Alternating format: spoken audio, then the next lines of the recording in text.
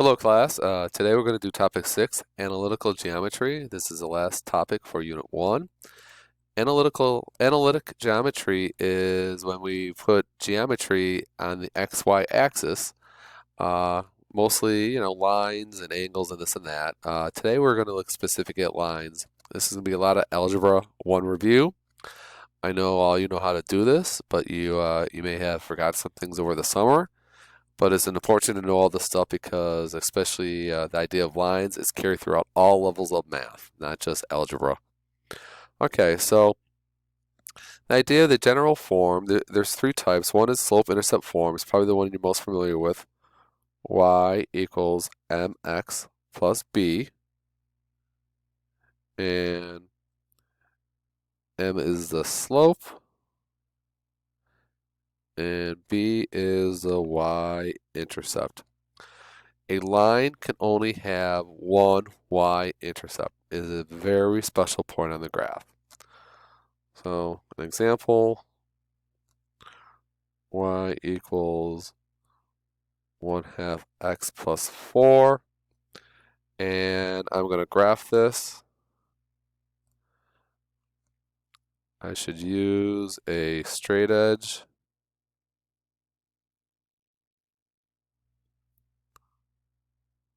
To graph my lines. So when I do y equals 1/2 x plus 4, I should always do the y-intercept first. And second, I should apply the slope. So going back to black, my y-intercept is 4. And my slope is 1/2, which is up 1 over 2, up 1 over 2. And if I want to do it the other way, I could have to go down 1 and back 2, down 1 and back 2, down 1 and back 2. And the idea of slope, if you remember, slope is rise over run, which is a change in y over the change in x. So the y's are on top, the x is on the bottom, and now I'm going to draw a line through those points. And I drew my line the best I could. It's a little bit hard on the tablet, but you could see that slope of 1/2 is a positive slope. That means it's going uphill left to right. I read all my graphs left to right like I read my words left to right. So this is going uphill, up 1 over 2. My favorite form is this point slope form. Y equals mx minus x1 plus y1. Okay? To me, this is the best form to use. It's much easier. Again, I have my slope, but then I have this x1, y1, which is any point on the graph, on the line. Any point. There's lots of those. There's only y and y-intercept. So the 3 things you need to know here are, again, slope and this x1 and y1, which is any point. So an example of this, I'm going to do in purple, y equals 3, x minus 2 minus 4. And when I want to graph this, the first thing I do is I'm going to plot the point. In this case, the point is, well, let's see. Here, anything inside parentheses with the letter x is the opposite. So this isn't -2, it's +2. And the number at the end is the y value, 4. And then I could apply the slope. So if I go back, my point is 2, -4. Here's my first dot on the graph, and the slope is 3, or 3 over 1, which means up 3 over 1, up 3 over 1, up 3 over 1. And now I could draw the line through those points. So you can see I graphed the purple line. And again, the slope is 3, which is positive, so this line better be going uphill left to right. Another form we use is ax plus by equals C. This comes up in word problems sometimes when we do linear systems. There's a few ways to do it, but let's try an example. I'll do it in orange. 2x plus 3y is equal to 6. It's ax plus by equals c. And there's a couple ways to graph this. One way to graph this is I'm going to rewrite it in y equals mx plus b form. So 2x plus 3y equals 6. I'm going to subtract the 2x. 3y equals negative 2x plus 6. And then I divide everything by 3 once, twice, 3 times. I get y equals negative 2/3 x plus 2. And now I can graph this the same way I did the first one. The y-intercept is 2. And the slope is negative 2/3. That means down 2 to the right 3. Down 2 to the right 3. And I can even go backwards, up 2 and backwards 3. Up 2 and backwards 3 if I wanted to. And now I can draw this line. Another way that I can graph using the 2x plus 3y equals 6 is doing the x and y intercepts. Those are two special points on the graph. And when I want to use the x-intercept, that means y equals 0. So this term, I'm over here, this 3y term becomes 0. I would erase it.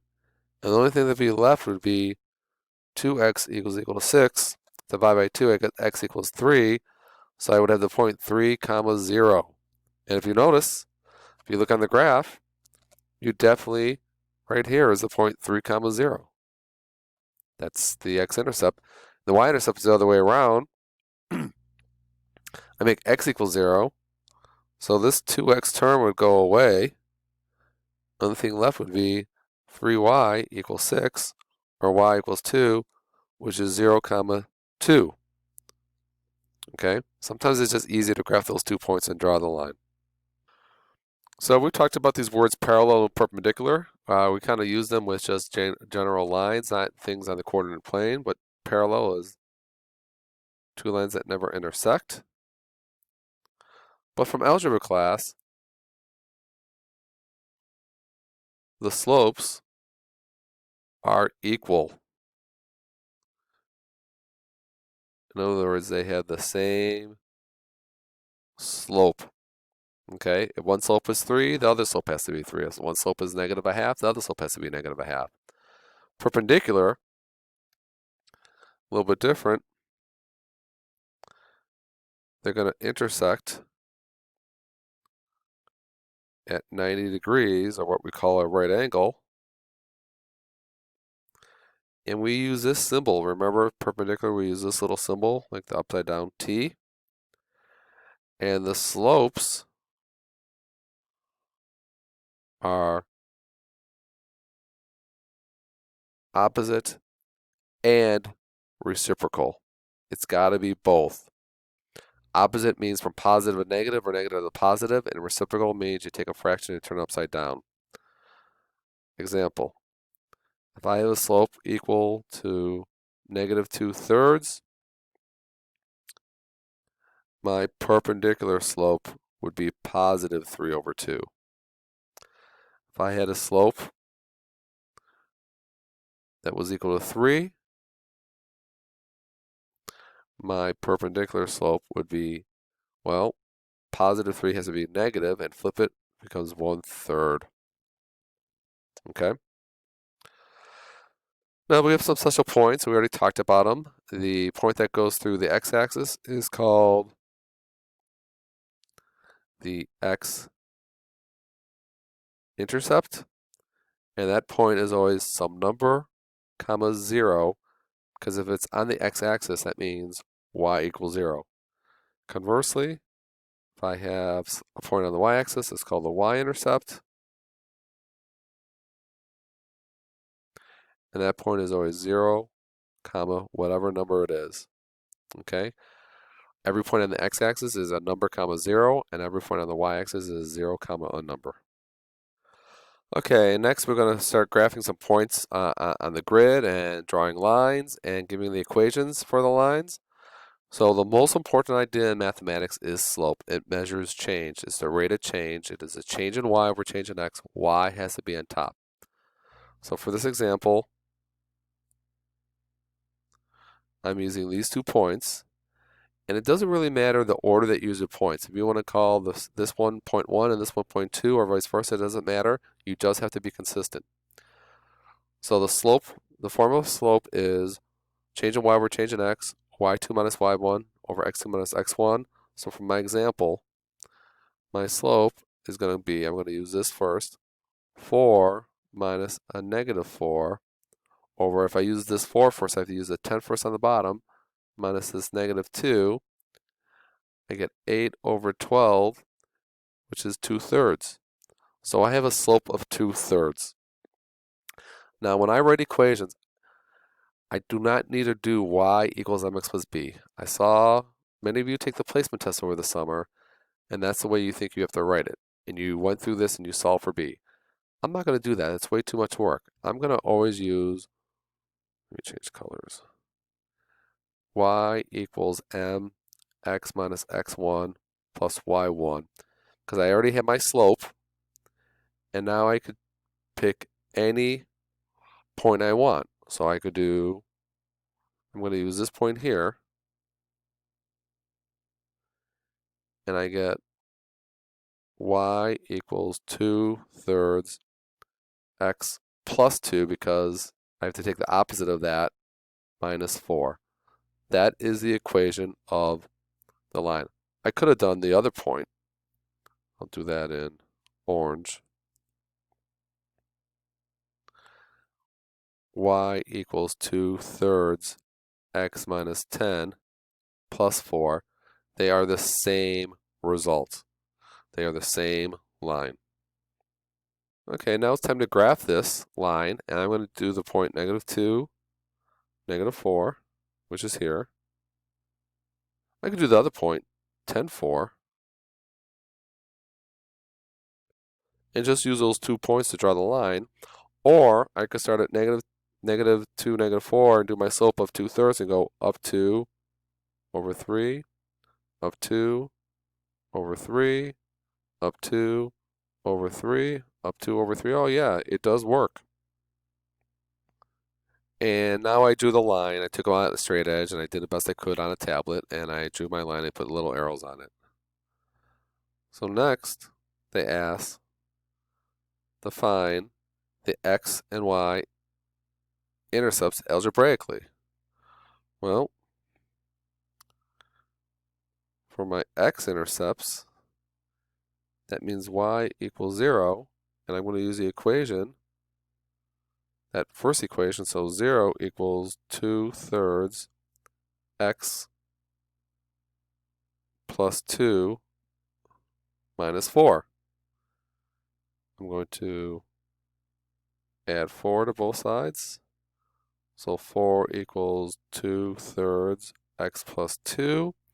I'm like, wow, what can I do to get rid of that fraction? Well, I multiply by the reciprocal. And now I get 6 equals x plus 2. And when I subtract 2, I get x equals 4, or the point 4 comma 0 should be on the graph. And it is right here. Now when I want to do the y-intercept, I have to use x equals 0. So I'm going to have y equals 2/3 0 plus 2 minus 4. Y equals 2/3 2 minus 4. Y equals 4/3 minus 4. But instead of calling it 4, I'm going to call it minus 12/3 because I want a common denominator. So I get That's negative 8/3. So I get the point 0 comma negative 8/3. And negative 8/3 is really 0 comma negative 2 and 2/3. And that looks about right.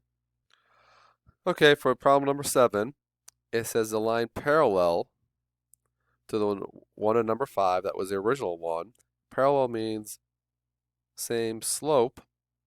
And for problem number 5, that slope was equal to 2/3. I'm going to use this point, negative 6/3, and I just do y equals 2/3 x plus 6, because that has to be the opposite. Oh, I don't know what happened there. Plus 3. That is my equation of the line that goes through that point. I do not need to do y equals mx plus b. Get used to this form. It is the best form to use. Now they want me to graph this. So I'm going to go graph y equals 2/3 x plus 6 plus 3. So I'm going to go to the point negative 6/3 and do a slope of 2/3. Okay, here's my point, negative 6/3. My slope of 2/3 is up 2 and over 3. And I can't really do any more on this. I'm out of grid. So now I put down my straight edge, which you can't really see, but there's my line. And I have y equals 2/3 x plus 6 plus 3. This was problem number 7. This line here was problem number 5. And so on and so forth. So, I don't know. What do you think? Do you think that purple line and that black line look parallel to each other? Yeah, I think they kind of do. Problem number 8, I'm drawing the line perpendicular to number 5. And so what do we know about perpendicular? Perpendicular means the slopes are opposite and reciprocal. So my slope was equal to 2/3. So my perpendicular slope has to be negative 3 over 2. Here's my point. And again, I don't need to do y equals mx plus b. Negative 3 over 2, x minus 1, minus 2. Because inside the parentheses, I use the opposite of the x. So this is a 1, so I need x minus 1, minus 2. Now I need to go back to that grid and plot this. I'm going to plot the point first and then do the slope. So here's my red dot, 1 comma negative 2, and I'm going to do my slope of negative 3 over 2, which is down 3 over 2. Or I can go up 3, 1, 2, 3, and backwards 2. 1, 2, 3, backwards 2. After I have my dots, I can draw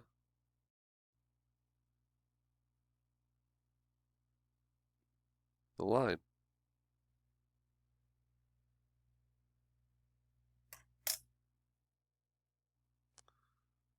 So this equation, this is problem number 8, and this is y equals negative 3 over 2, x minus 1, minus 2. That should be perpendicular to number 5, and if you look at it, the black and the red kind of look perpendicular, and if you want, you could put in this little square to show that they're perpendicular. Okay, an equation of a horizontal line. Well, every horizontal line is y equals some number, whatever the y value is. In this case, I see the y value right there, so I have y equals negative 2. And then obviously, the other way around, a vertical line is going to be x equals some number, whatever the x value is, and I see right here, it's x equals 4.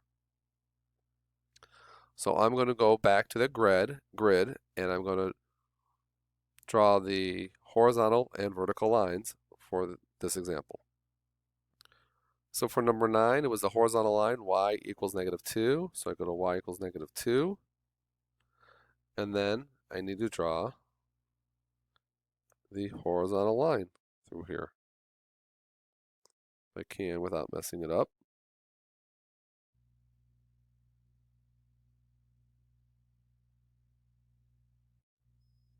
And here's my horizontal line. Y equals -2. And then I have the vertical line, x equals 4. So I go to x equals 4, which is right here. And I draw the vertical line.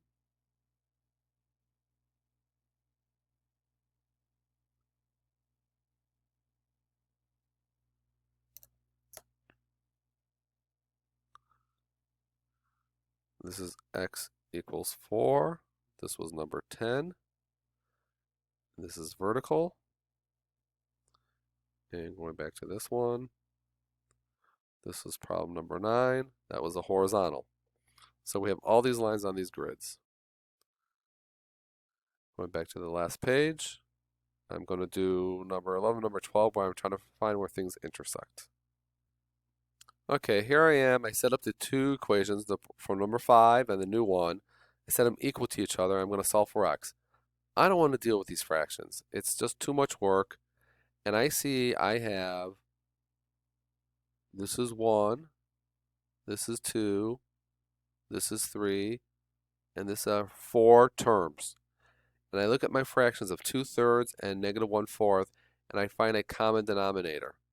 So for me, the common denominator, I'm going to multiply